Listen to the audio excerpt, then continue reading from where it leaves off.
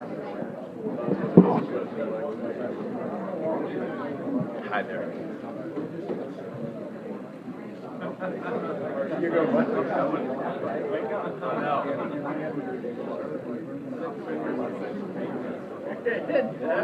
Don't go messing with us. You know what Bruce Haynes used to say? Mess with me.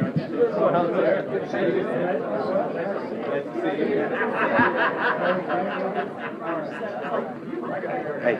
No, that's true. Then again, your name's not on the mouth. As has been pointed out to you several times during your career. By people who were trying to be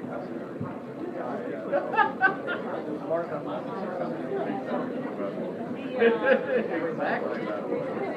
You and me both, brother.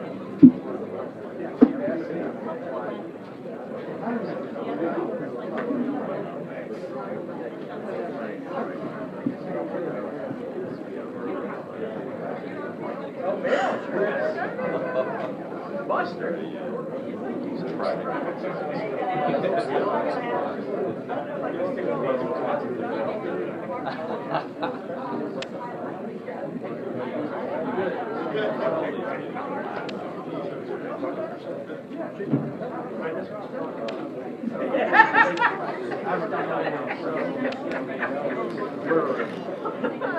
There was, I should give up the I think he just turned the heart. I think that's right. yes, that,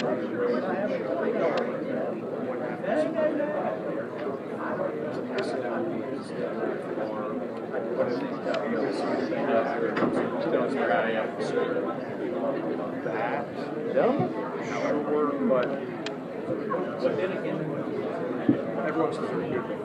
And they're not just big special. Right.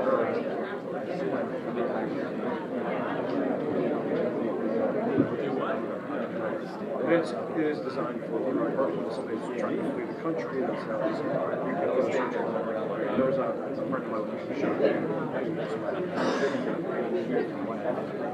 He was trying to hide out in Hampton. So I was like, not just arrest warrant. I knew we'd get it, but I was just arrest warrant. What's going on? Search warrant. So like, okay, we're going to take you to his house. That was the next process.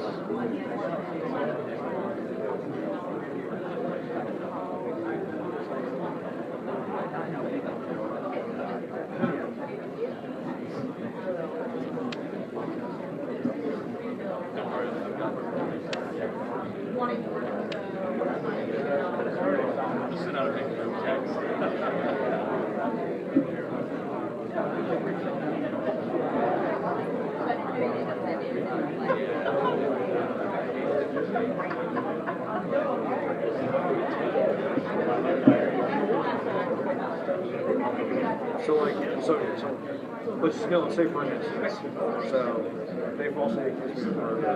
They executed me, so they search my own phone as well. They realize I'm not the person that they needed to be there. There's search warrant.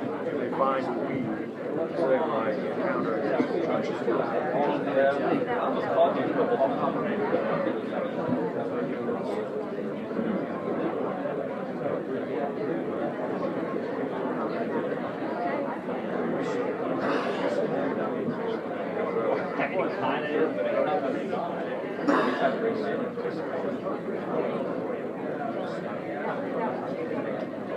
Good morning, how are you? Good.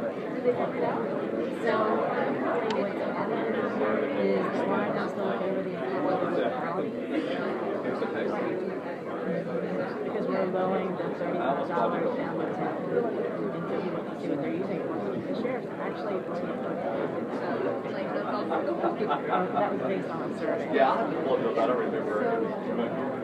So they want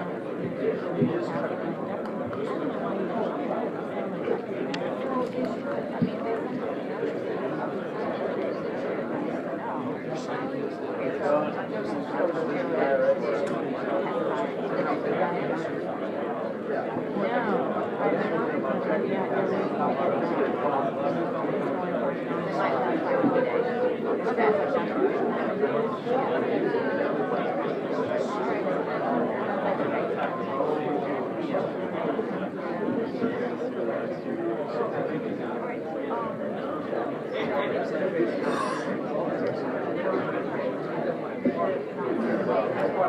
I mean, I would give them a problem. I mean, I know you just check the music.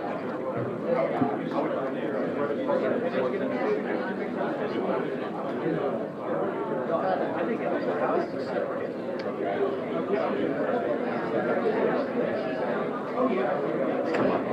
She's the executive director.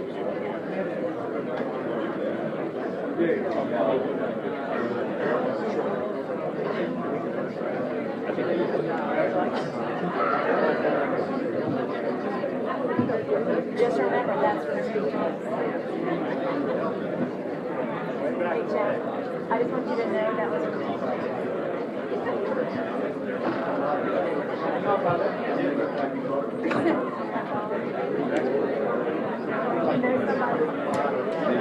Yeah, I'd love to be in this.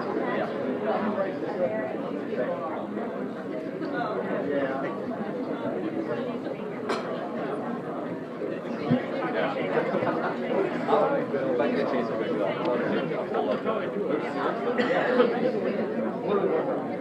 I don't know. I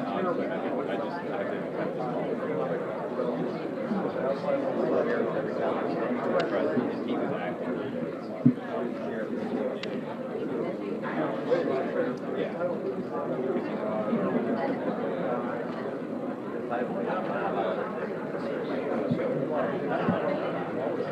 Not thinking of doing this under the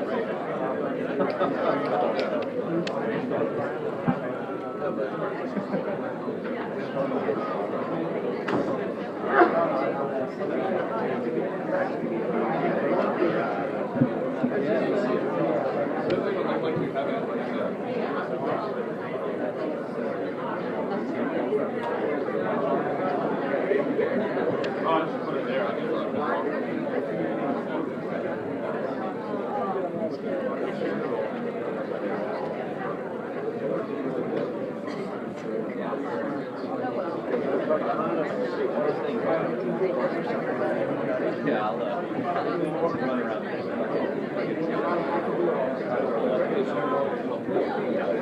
Yeah, because I'm always like,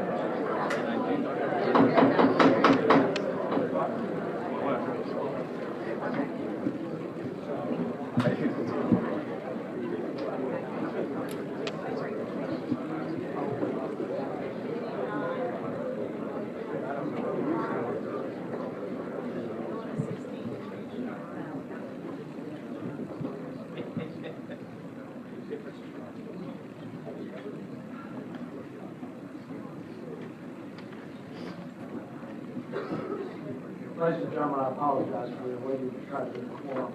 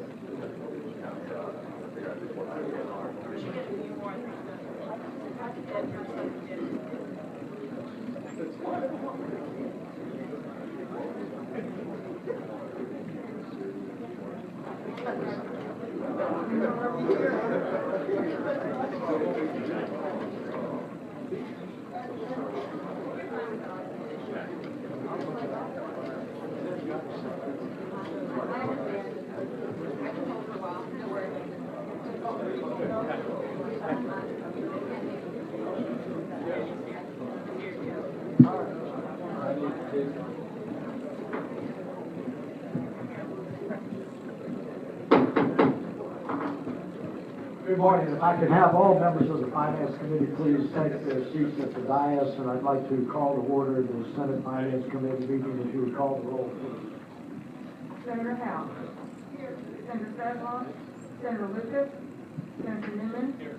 Senator Rupp. Here. Senator Wagner. Senator McDougal. Here. Senator Vogel. Senator Jericho. Senator Obenshain. Here. Senator Barker. Senator Donovan. Senator Stewart. Here. Senator Nance. Here. Senator Hanger. Here. Senator Norman. Here. You have a quorum. Thank you very much. Going down the sign-up list, if we call you and you're not here, you can drop back to the end of the line. The first sign-up is Senator Stepp that has several bills. Good morning, sir. Good morning, Mr. Chairman, members of the committee. The first one we have, and I'll take these out of order if that's okay, is 1168. And what Senate Bill 1168 is with one of your predecessors. We sat down and went through to help clarify the bill and then worked with Lisa over the summer to separate the two programs into two distinct components since they differ slightly. The bill doesn't make any substantive changes, it just makes it more understandable and easier to read. Mr. Chairman, if, as was described by Senator Stepp, if no one here is opposed to this, which I don't think they would, clarifications I move to be reported. The move is seconded that the bill be reported. Is there anyone who wants to speak in favor of the bill? Anyone who wants to speak against the bill? All those in favor of reporting Senate Bill 1168 signify by saying aye. Aye. All those opposed to that bill is reported. Thank you, sir.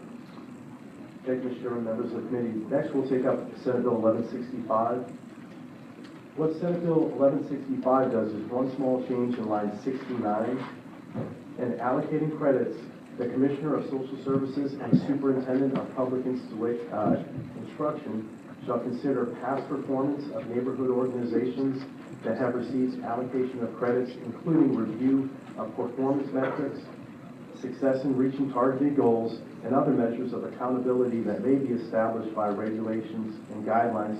What this does, Mr. Chairman and members of the committee, it really does put accountability into it and base that accountability on past performance. So if we've had somebody who hasn't performed in the past, then they don't get as high of scoring when they go for their new ones.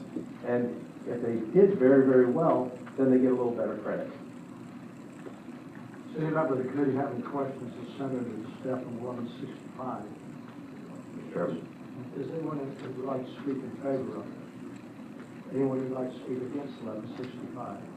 Senator Hager. Thank you, Mr. Chairman. Senator Stepp served on the Tax Preference Committee, and I think he's done some good work. This is another bill that I'll move report. Is there a second? Second. The move is second that Senate Bill 1165 be reported. Is there any discussion? If not, all those in favor, please signify by saying aye. Aye. That's it. What's your next bill?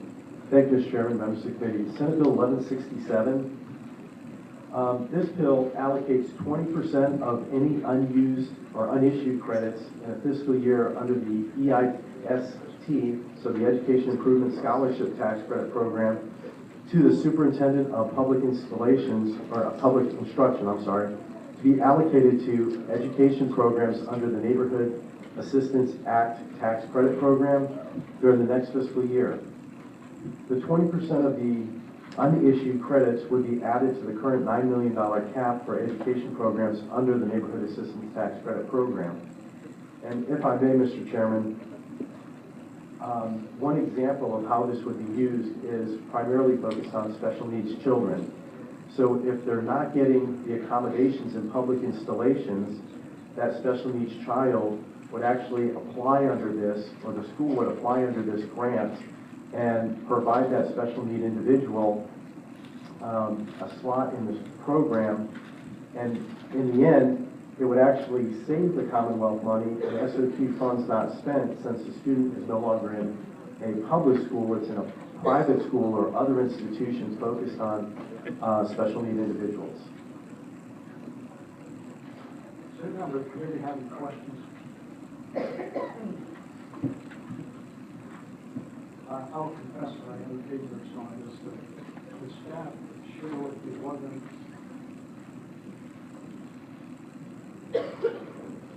cash, Sheila, to whether or not this has the potential to physical impact.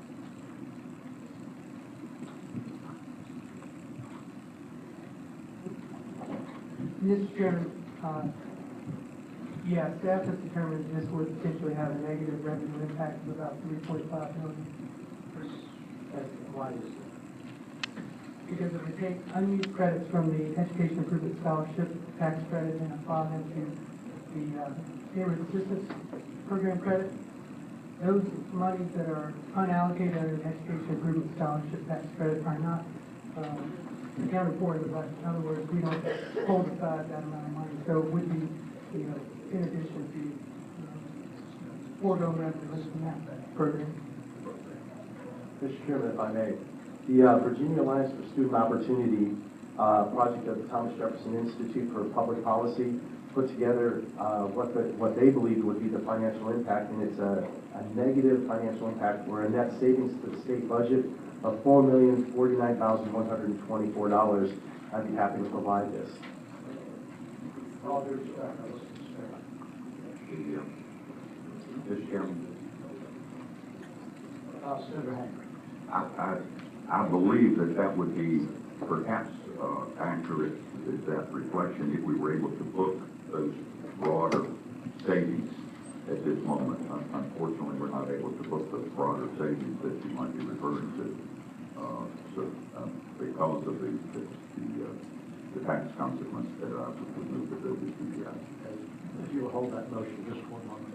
Is there anyone who would like to speak in favor of the bill? Is there anyone who would like to speak in opposition to the bill? Senator Hank.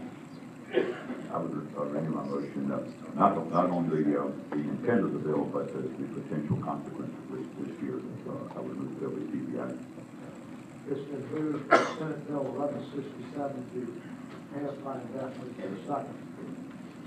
It's moved and seconded that the bill be passed by indefinitely. Is there any discussion?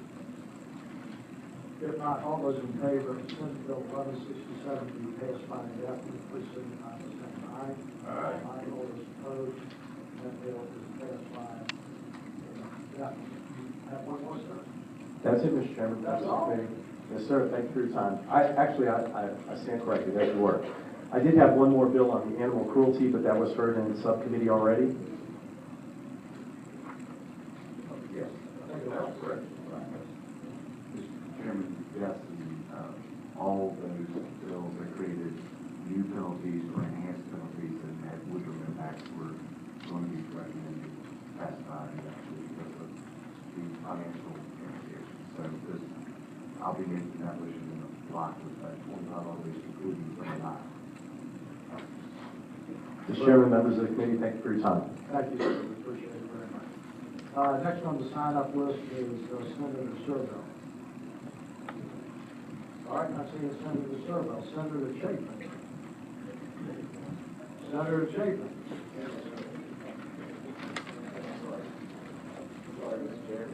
Well, I'm happy to pass your bills by indefinitely if you like, sir. Sir, I've heard you. I just got to look back on this later. Well, we tried to accommodate you. Know it's a long way. That the chairman sons to do, even though I told him I was so busy that I needed to be in the finance committee, and they didn't have, unfortunately, didn't have a form. So they sent cars for me. You want to take up 1106, sir?